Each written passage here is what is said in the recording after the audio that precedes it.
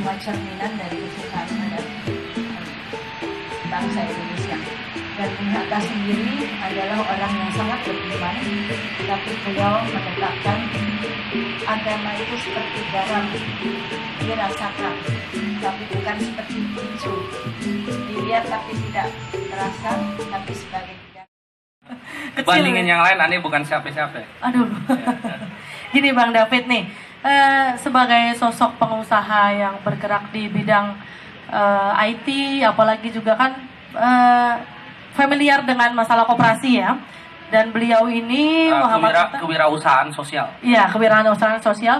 Dan beliau ini kan memang dari awal adalah bapak koperasi dikenalnya. Ya, seperti itu. Jadi yang mengajarkan kita untuk berbisnis, berdagang, berinvestasi sebenarnya. Iya, betul. Ya. Karena beliau kan sekolah di Belanda, lalu dia membawa ilmu-ilmunya ke Indonesia, makanya diajarkan koperasi. Nah, ya.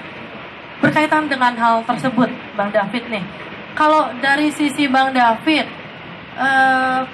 ini asli Betawi berarti ya? Aneh Betawi, aneh anaknya Haji Duri Abdurrahman. Dulu beliau ketua Apindo. Babe masih ada di Rawamangun, masih berwirausaha. Jadi kalau empong lihat Total Buah Segar tuh, Total Buah Segar itu punya bini, Babe aneh, bini mudanya. Bini mudanya orang Chinese. Orang Chinese, dulu namanya Christine, sekarang namanya Fitri. Jadi kalau lihat Total Buah Segar Rawamangun, itu yang megang Ibu Aneh. Itu babeannya umur 90, bininya itu sekarang umur 50. Jadi ini bini muda yang keberapa pertanyaannya? Aneh kagak tahu dah. Ya. Jadi Babe masih ada. Babe dulu itu adik kelasnya Bung Hatta kayaknya. Karena Babe itu sarjana S3 pertama. Kalau Bung Hatta kan ngambil Doktor Van Economics, Wetenschap. Kalau Babe itu Doktor Van Social Wetenschap. Sosial. Jadi S3-nya Doktor Ilmu Sosial. Ya kalau Babe kayak gitu. Babe Betawi. Siap. Ani baru 3, Bang. Katanya baru 3. Masih ada slot satu lagi, Bang. Siap, amin. Tapi masih ada kesempatan ya, satu lagi ya. Amin ya Allah Rabbal Alamin. Jadi mungkin kalau ada yang mau daftar silakan nanti taruh CV-nya di kami boleh. Siap. Aneh lagi nyari Hafiza sih, Po. Oh, Hafiza.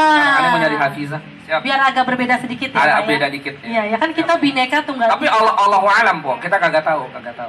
Biasanya aneh kalau ngomong begini nih di Museum Bank Indonesia, aneh dilemparin tuh sama sepatu ibu-ibu. Iya kan? Dilemparin aneh sama sepatu. Iya. Siap. Aneh nggak mampu tuh. Siap. Beliau yang merendah diri ini. Ilmunya biasa aja, Bang, rendah hati. jujur Bang. Kayak Bung Hatta jujur. Nggak mampunya buat takut dilihat samping bakyak.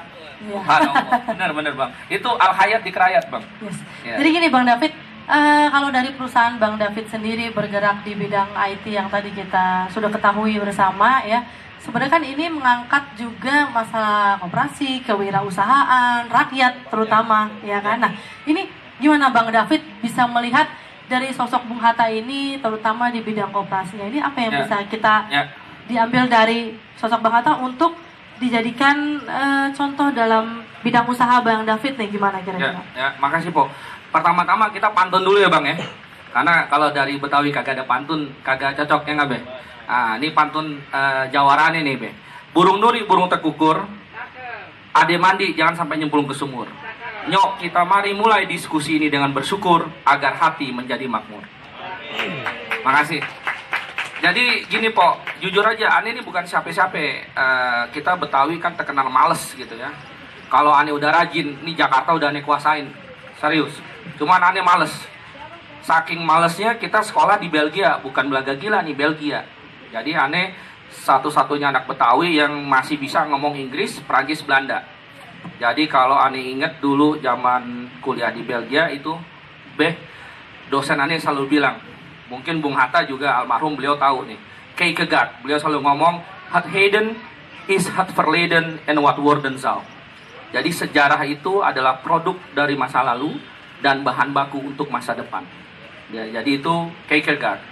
Jadi memang saya jujur aja ya Po, ya ini Allahu'alam nih, ini luar biasa. Ini maunah dari Allah, saya duduk di sini di samping Babe, di samping pemuda ini yang ganteng nih kan, anak milenial, ya kan, di samping bapak-bapak, ibu-ibu yang kami muliakan dan terhormat. Ani bingung aja gitu loh Po, kok ujung-ujungnya saya bisa kesini gitu. Karena kalau saya bisa berbagi sedikit cerita, memang tahun 2007-2008 saya direktur utama yang paling muda di Indonesia yang megang emiten perusahaan TBK. Jadi kalau kita jadi direktur utama perusahaan umur 40, 50, 60 itu udah biasa, udah banyak. Tapi waktu saya umur 30, tahun 2007, saya udah megang perusahaan TBK, artinya emiten. Kita perusahaan investasi. Di situ saya jual beli pabrik, jual beli tambang, sekitar saya punya bos itu, dan mitra saya, sekarang yang di penjara itu Pak Bencok, Pak Bedi Cokro, bukan bos maksudnya mitra, mungkin kalau saya masih ikutan sudah di penjara juga kali. Nah, cuman pada saat tahun 2010-an, tiba-tiba ada dosen saya yang dari Prancis datang. Dia bilang, Fit, lo ini orang baik. Kenapa lo bikin perusahaan yang jual beli perusahaan, ngacak-ngacak perusahaan, merger acquisition, udah gitu perusahaan lo bongkar pasang, karyawan lo PHK, lo cuma nguntungin pemegang saham dan lain-lain. Jadi there is no people, planet, and profit. Nah di situ saya sadar, namanya kita anak Betawi ya kan. Memang saya SMP di Koninklijk Atheneum. Jadi itu SMP SMA-nya di Belgia. Kalau Belgia itu sebenarnya bukan Belgia Bang ya. Ya, Babe ya. Belgia itu kan keadipatian kayak kabupatennya Belanda dulu. Cuman Belgia itu kerajaan yang paling muda di Eropa. Di bawah Belanda, namanya dulu Brabant. Tapi ada bener juga nih perusahaan gue nyiksa banyak orang. Saya biasa bongkar pasang pabrik. Mungkin saya satu-satunya pribumi di Tangerang dan di Bekasi yang punya pabrik sepatu tahun itu yang karyawannya sampai 8.000 orang. Yang lain Chinese semua. Yang satu-satunya FBR Forkabi nggak berani ganggu, itu pabrik saya. Kagak berani. Nah, saya juga bingung di Indonesia kenapa undang-undang PT kita yang nomor 40 tahun 2007 itu, walaupun sudah ada pasal-pasal mengenai tanggung jawab sosial, itu tidak maksimal penyelenggaraan CSR. CSR maksudnya. Betul. Okay. Tidak maksimal. Saya bicara PT. Nah, karena saya di bidang IT, kita tuh banyak bikin software, Mbak. Bikin software. Softwarenya itu tentu ada hubungannya dengan bagaimana kita mengangkat UMKM. Ya pokoknya, saya kalau Google nama saya udah kenyang dah. Saya udah ngikut-ngikut sama semua itu orang-orang yang berpolitik. Jadi ibaratnya saya juga sering pernah jadi, mau itu staf ahli, mau itu jadi think tanknya. Banyak tokoh-tokoh politik bahkan ya yang udah jadilah ya. Yang sebenarnya konsepnya itu kita ambil dari konsep kewirausahaan sosial. Nah, cuman ketimpangan, mohon maaf saya nggak mau bicara bahwa saya ini pakar 100%, bukan. Tapi undang-undang koperasi kita yang tahun nomor 12 tahun 1992 itu memang tidak memungkinkan koperasi itu sebagai badan usaha yang masuk ke pasar modal, ke bursa, contohnya. Jadi memang kalau kita bikin koperasi, selalu ada ketimpangan nih. Kalau mau gede, ya dari orang-orangnya, dari anggota-anggotanya, dari investasi internalnya. Tapi kalau pada saat kita mau cari modal di luar, ya kita harus jadi BUMS, badan usaha milik swasta. Di situ kita bentrok dengan konsep konglomerasi tadi itu, PT. Nah, saya berpikir, karena saya alhamdulillah saya nggak tahu kalau di Indonesia dapat titel profesor susah kali ya. Tapi kalau di Jerman kita bikin teorema, bikin software, profesor kita demen, kita langsung dapat titel, Bang. Di Jerman ya atau di Belgia. Nah, jadi kemarin kita bikin studi, bikin riset yang kebetulan teknologinya itu namanya blockchain, Pak. Teknologi blockchain. Nah, teknologi blockchain ini apa? Teknologi basis data terenkripsi, artinya kalau nggak ada passwordnya nggak bisa masuk, dan terdistribusi. Saya bicara IT nih. Nah, kebetulan beliau mengutarakan konsep sentralisasi artifisial. Jadi centralisasi artifisial kalau bahasa Perancisnya. Jadi bagaimana sistem barter padi, gabah, cengkeh, perak, emas itu bisa saling ditukar. Bisa ditukar. Jadi sebenarnya sangat mulia sekali konsep sosial, koperasi sosial itu. Kenapa sangat mulia?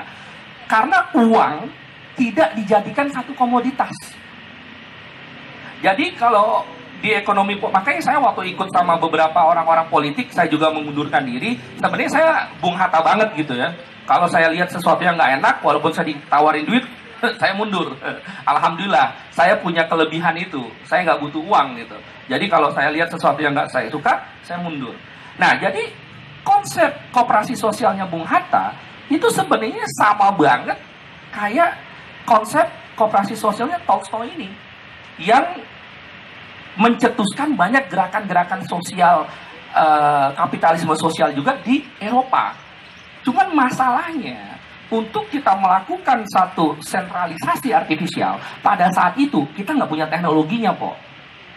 There is no technology. Nah, alhamdulillah, saya anak Betawi zaman now, kita punya nih teknologinya. Dengan teknologi basis data yang terenkripsi, terdistribusi, konsep kooperasi yang seutuhnya bisa kita wujudkan. Muhammad Hatta, Bung Hatta yang biasa kita sebut, di mana kita tahu bahwa tempat kami, Kabupaten Bovendigul, Provinsi Papua, juga merupakan salah satu tempat diasingkannya Bung Hatta pada tahun 1935. Dan di Bovendigul juga adalah titik awal persiapan kemerdekaan yang sama-sama kita proklamasikan tanggal 21 Jadi hari ini tahun yang acara yang sangat bersejarah bagi kami, dan saya atas nama pemerintah daerah dan tentunya seluruh masyarakat Bovendigul sangat bahagia dan tersanjung bisa hadir bersama-sama dengan keluarga besar Bung Hatta dan seluruh putra putri perintis kemerdekaan, proklamator dan seluruh handetola yang hari ini kita hadiri dan mendoakan beliau. Insya Allah perjalanan beliau akan kita lanjutkan sebagai penerus anak bangsa. Pak, rencananya Pak yang akan diadakan di sana kapan itu Pak? Oh iya, jadi sesuai juga dengan pembicaraan kita, diskusi kita dengan Ibu Mutia Hatta, bahwa insya Allah tahun ini di momen Sumpah Pemuda bulan Oktober nanti insya Allah kita akan melaksanakan atau menyelenggarakan napak tilas Bung Hatta langsung di Bovendigul, Papua.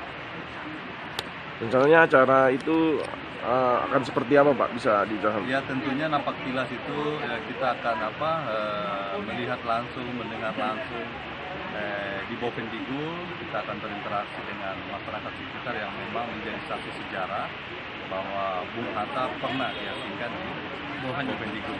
Dan Ibu Mutia sendiri sebagai putri pertama beliau pun pernah ke Bovendigul pada tahun 70, tapi tidak nginap, hanya transit terus balik lagi. Nah, sehingga momen napak tilas ini akan dipakai oleh Persatuan Keluarga Putra Putri Perintis Kemerdekaan untuk betul-betul melihat langsung perjuangan Bung Hatta di Bovendigul. Punya harapan tersendiri nggak sih Pak? Gimana? Punya harapan tersendiri nggak Pak terkait Iya, tentunya harapan Pak? kita sebagai anak muda sekarang, apalagi ya, bagaimana kita bisa mengambil teladan dari Bung Hatta, apa yang menjadi pemikiran beliau tentang koperasi, tentang perjuangan tanpa pamrih, dan kita tahu bahwa beliau dimakamkan pun di pemakaman rakyat. Ini kan satu teladan yang sangat luar biasa. Jadi kita ambil hikmahnya, dan pada seluruh pemuda-pemudi di Indonesia, di Papua khususnya, di Bovendigul, tetap semangat untuk membangun negeri. Terima kasih Pak. Terima kasih kawan. Saya atas nama sponsor juga dan pihak dari Betawi CSR mengucapkan terima kasih atas kesediaan Bapak Wakil Bupati, dan kami juga dari generasi muda dan generasi muda yang setelahnya juga memang tidak boleh lupa. Dan kebetulan memang perusahaan kami bergerak di bidang pengembangan perangkat lunak software, yang dimana kami juga menyalurkan dana CSR dan juga koperasi, termasuk koperasi agraria, koperasi simpan pinjam, dan koperasi syariah. Insya Allah kita bisa nampak jelas ke sana Pak Wakil. Saya tentunya berharap bahwa kita sehat-sehat, panjang umur, kita bisa semua yang tadi hadir. Siap. Sesuai dengan program kami Pak Wakil, Betawi untuk semua, semua untuk Betawi. Mantap. Ya, terima kasih. Ya, 1, 2, 3. Salaman. Sebelah kanan Pak, sebelah kanan Cukup? Pak. Masih? Oke. Ya. Diserahkan oleh Ibu Gemala Hatta. Ya, lihat ke kamera ya, sebelah kanan. Ya, 1, 2, 3. Cukup? Yang bukunya Bu. Bu. Ya, selanjutnya. Terima kasih. Yang satu lagi untuk moderatornya. Oh, saya juga dapat. Iya. Alhamdulillah, rezeki anak soleh ya. Akan lagi oleh Ya. Kak Mutia Hatta. Ya, melihat ke kamera 1, 2, 3. Cukup?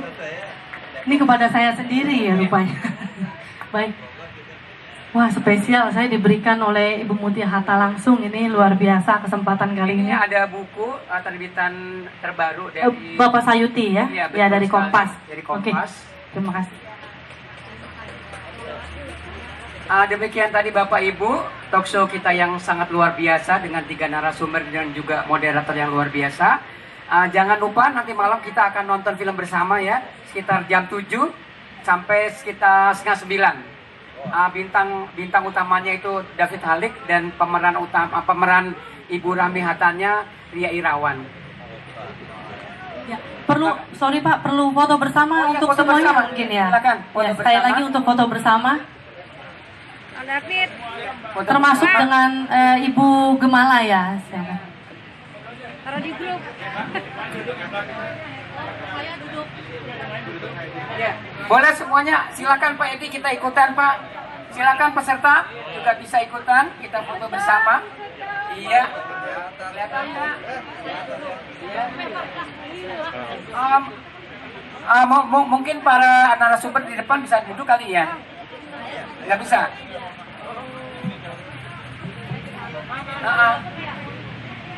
Bisa ini duduk, jadi di belakang biar kelihatan.